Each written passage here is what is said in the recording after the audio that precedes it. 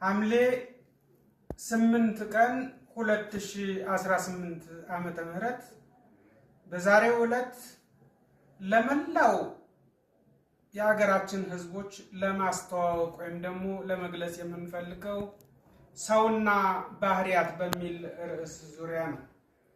ሰውና ባህሪያቶቹን በአምስት ዋና ዋና ክፍሎች ከፍለን አንድ በአንድ በዝርዝር ለማስረዳት እንሞክራለን።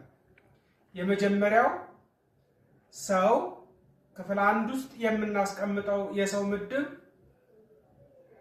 እናቴን ያገባ ሁሉም አባቴ ነው ባይ ወይንም ደግሞ የመጣበትን ሸክምና ጫና የሚሸከም የማህበረሰብ ክፍል ሲሆን ይሄኛውም አብዛኛውን የማህበረሰብ ክፍላችንን የያዘ ነው።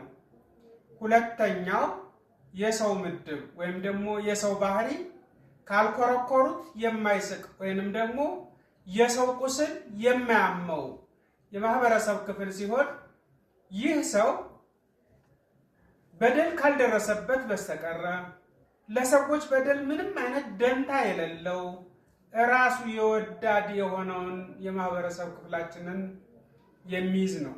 ይሄኛውም በቁጥር ወይም ደግሞ በብዛት ሲገለጽ ከአባቴን ያገባው ሁሉም እናቴ ነው ከሚለው ቀጥሎ የሚገኝ የሰው ባህሪያት ነው።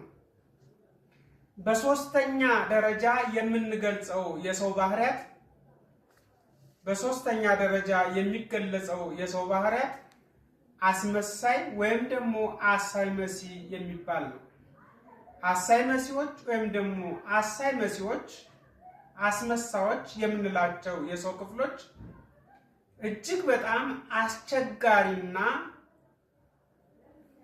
ራሳቸውን በመደበቅ ጥሩ ሰው መስሎ በመቅረብ የቀበሮ ባህታውያኖች ሆነው በምላሳቸው ብቻ የሚኖሩ የሰዎችን ጀብዱ የሚቀሙ የማህበረሰብ ክፍሎች እጅግ በጣም አደገኛ ብለን የምንከፍላቸው የሰው ክፍሎች ናቸው።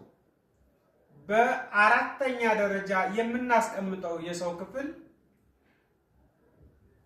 በሰው ትከሻ የሚኖር ነው።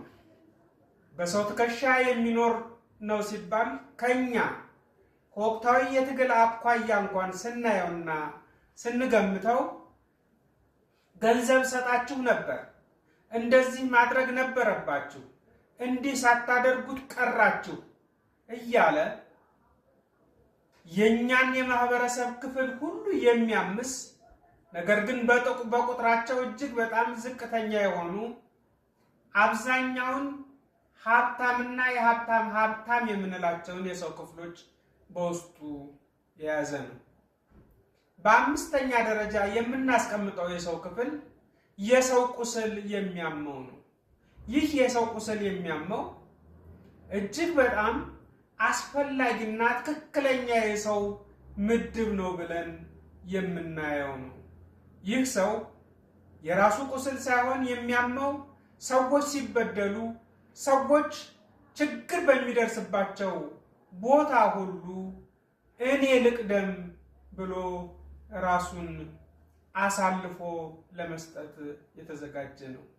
ይህ እንደኛ እንዳሁኑ አብዮት ደግሞ ስንፈርጀው የፋኖን ገጽታ የያዘው የሰው ቁስል የሚያመው የማህበረሰብ ክፍል ነው። ስላዳመጣችሁን እናመሰግናለን። አዘጋጅና አቅራቢ አርበኛ ሀብቴ ተሾመ።